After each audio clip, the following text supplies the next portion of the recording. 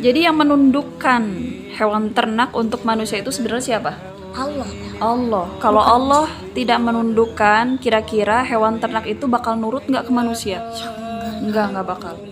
Padahal kalau dipikir-pikir Kakak Suja, Fatimah, sapi itu kan badannya gede. Iya. Unta juga, coba lihat unta kan tinggi kayak gitu. Lehernya kayak gini. Kalau Umi sama domba juga sama kambing takut Umi. Kalau domba yang laki-laki tuh kan ada itunya, ada apanya? Ada Tanduk. tanduknya. Sudah besar. Umi suka takut. Ya mama enggak berani soalnya suka pakai tongkat Iya, ambil. Sudah pinter. juga sama. Suka ngembala. Iya. Jadi tema kebiasaan marah sama domba. Iya, jadi kenapa kita manusia itu tidak takut kepada hewan ternak? Ya karena Allah menundukkan mereka buat kita. Mereka jadi nurut sama kita. Nah, itu tuh berarti kasih sayang Allah. Allah itu memberikan memberikan kebutuhan kita. Maksudnya Allah itu tahu kebutuhan manusia. Manusia tuh butuh daging nggak?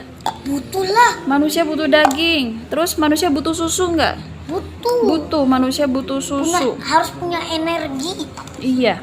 Kalau nggak punya. Nah, Allah menyediakan itu ada pada hewan ternak. Kok kalau kayak gitu Allah kasihan nggak ke hewan ternaknya? Kasihan. Hewan ternak kalau disembelih sakit nggak? Sakit tuh. Manusia merasa dilebihkan, terus kemudian bisa seenaknya mengeksploitasi hewan. Eksploitasi itu jadi memanfaatkan hewan gitu. Jadi kok enak banget ya? Iya Kakak Suja, kok enak banget jadi manusia ya?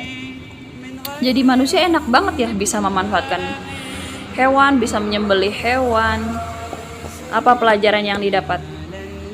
Nanti kan kalau kurban kan lebaran Idul Adha kan dapat pahala. Ya intinya Pahala kambing. itu hewan itu kan sakit Kakak Suja. Hewan itu sakit nggak di dunia? Disembelih. Disembelih sakit nggak? Sakit. Berarti di situ ada pengorbanan kan. Jadi dikurbankan. Hewan itu dikurbanin buat manusia. Jadi di situ tuh pelajaran yang didapat tuh harusnya tuh manusia bersyukur, ya kan? Manusia bersyukur sama Allah sudah dilebihkan di atas dunia. Terus gimana nasibnya hewan itu dibunuh? Nasib hewannya gimana dibunuh? Disembelih? Kasihan nggak? Kasihan. Iya kasihan, tapi hewan itu nggak akan masuk neraka. Kalau manusia kalau nggak bersyukur gimana jadinya? Masuk neraka. Jadi masuk neraka itu adalah keadilan Allah. Sekarang kalau misalkan Allah nggak ciptain neraka, berarti gimana dong? Nggak adil dong ya? Nggak adil kan? Hewan waktu di dunia udah direndahkan sama manusia, diambil manfaatnya, diperas susunya, Iya. disembelih, terus ditunggangi kan? Ditunggangi hewan itu. Ih, masa Bisa ditunggangi. ditunggangi kuda yang ditunggangi? Iya, itu kan hewan ternak. Hewan ternak itu. Sama sapi. Kuda, unta, itu kan hewan ternak. Bisa ditunggangi kan? Artinya diambil manfaatnya, dimanfaatkan. Hewan ternak itu ya sudah dijinakkan, ditundukkan untuk kepentingan manusia. Makanya kalau ada manusia yang nggak bersyukur, wajar nggak kalau masuk neraka? Wajar dong. Wajar dong, malah harus kan? Itu kan untuk sebuah keadilan, ditegakkannya keadilan ya kayak gitu. Allah maha adil. Dan keadilan Allah itu ya hewan tuh nggak masuk neraka. Keadilan Allah tuh hewan nggak akan masuk neraka. Terus gimana nasibnya hewan yang merasakan sakit itu? Yang merasakan sakit, kan hewan sakit ya disembelih ya. Semua ruh itu kalau diambil nyawanya, kalau diambil ya ruh itu kalau diambil, nyawa kita kalau diambil semuanya sakit. Malah nggak bisa ngucapin syahadat soalnya sakit banget, sakratul maut, dicabutnya juga Mau caranya kecelakaan, mau caranya disembelih, mau caranya tidur, mau caranya apa lagi? Mau caranya dicakar? Mau Caranya caranya, membunuh diri sendiri? pokoknya segala macam cara sakaratul maut ya tetap sakit, semuanya sama sakit. Iya, ada sakratul mautnya waktu lagi tidur tiba-tiba meninggal. Ada juga yang diculik, dicuri organnya. Iya, itu sama sakit, Iya, semuanya sakit. Sakaratul maut itu ya sakit. iya. Kalau enggak dicabut sambil nunggu ajan. Ih, Sakit juga lah. dan itulah makna kehidupan dunia itu sebagai senda gurau. Jadi kehidupan dunia ini ya memang Allah ciptakan itu bukan sebagai kehidupan yang sebenarnya Kakak Suja, makanya ada rasa sakit. Kita di dunia kan ada ujian rasa sakit, rasa perih, sempit, sulit, ya enggak? Ada kesusahan kan hidup di dunia. Rasa sakit kita semuanya merasakan sakit.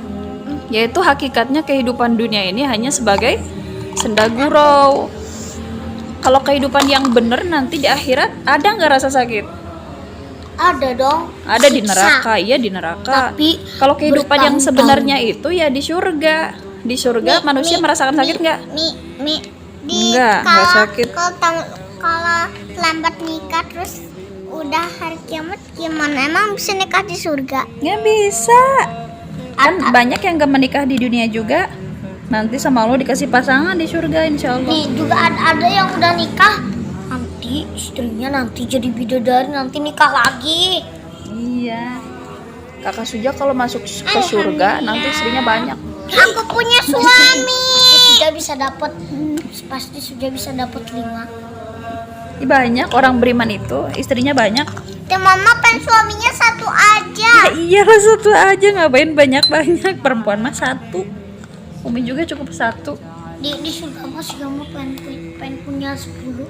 Kalau perempuan itu mau di dunia mau di surga itu cukup sama satu laki-laki. Nanti teman mau nikah sama Javi ah. Jadi cukup sama Abi doang. Kenapa? Siapa? Zafi siapa Zafi? Javi teman Suja. Lanjut. Nanti kalau udah gede Tima nikah sama Zafi. Ih. Lanjut. Allah berarti Allah Maha Pencipta. Allah juga Maha Kuasa. Lanjut. Fatimah kakak Suja. Allah Maha Pengatur. Kalau Maha Pengatur berarti Al-Mudabbir. Kalau Maha Pencipta apa? Al-Khaliq. Al-Khaliq. Allah Maha Pencipta. Kalau makhluk itu ciptaan. Kalau Al-Khaliq Maha Pencipta. Kemudian Allah Maha Pengatur. Pengatur itu Al-Mudabbir. Jadi selain Allah, kakak Suja sini sayang. Selain Allah menciptakan, Allah juga mengatur kakak Suja. Umi mau tanya nih. Aduh, tumpah. Mau tanya nih Umi.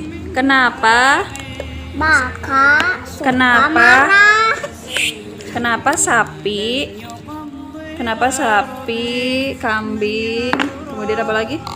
Domba. Kenapa makannya rumput? Kenapa nggak makan tanah? Kuda juga. Iya, kenapa makan rumput? Karena Kenapa makannya nggak tanah? Kenapa nggak makan tikus? soang juga pernah makan rumput dikit-dikit. Ya. Kenapa makannya nggak beras, nggak nasi, kayak manusia? Kok kenapa kakak Suja sama Fatimah makannya bisa makan segala ya manusia mah? Bisa makan nasi, bisa Fatimah bisa makan apa? Bisa makan daging, bisa makan ikan. Bisa makan tikus. Kalau sapi, Bisa makan kambing. kalau sapi makanannya rumput doang ya? Sama minum air putih biasa. Iya. Tapi kok nggak bosen ya? Iya malah teriak-teriak minta rumput terus. Iya. Sampai ngarit tiap hari. Coba kakak Suja kalau misalkan dikasih makanan hanya satu jenis aja setiap hari, disuruh makan nasi doang tiap hari Coba tanpa lauk. Kalau Tima jadi domba, Tima makan rumput.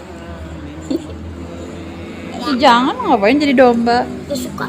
Alhamdulillah jadi manusia. Coba kakak Suja kalau tiap hari dikasih makan daging, tapi makannya daging terus, gimana? Coba. Bosen lah. Bosen. Nih, Tina lihat di nontonan sampai naik motor. Iya, aduh gitu. Bohong itu mah. Itu AI. Bosen nggak? Selain bosan juga nanti kolesterol, nanti kebutuhannya tidak terpenuhi karena kebutuhan manusia itu ada kebutuhan. Nanti berat badan.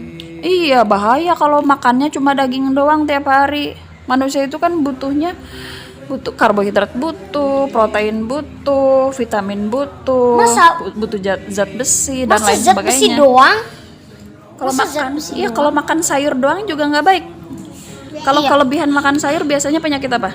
Asam urat, Asam urat. Kalau kelebihan makan daging biasanya apa? kolesterol. Betul. Darahnya waktu di pastu biasanya darahnya ngeluarin kayak air-airan gitu. Kental. Kalau asam urat gimana? Biasanya. Asam urat mah berbusa pas dibekam, Betul. di pasdu.